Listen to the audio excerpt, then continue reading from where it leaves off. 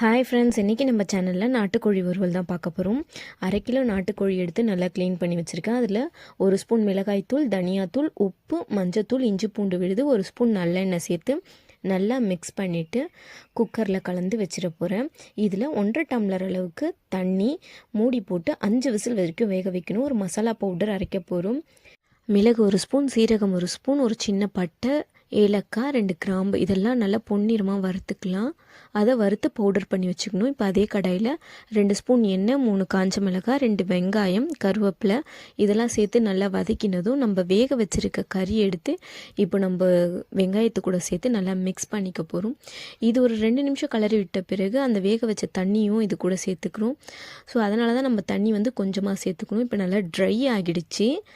Try ஆன உடனே நம்ம அரைச்சி வச்சுருக்க மசாலா பவுடர் எடுத்து சேர்த்து 2 நிமிஷம் கலரி அடுப்பை ஆஃப் பண்ணிடலாம். சூப்பரான நாட்டுக்கோழி வறுவல்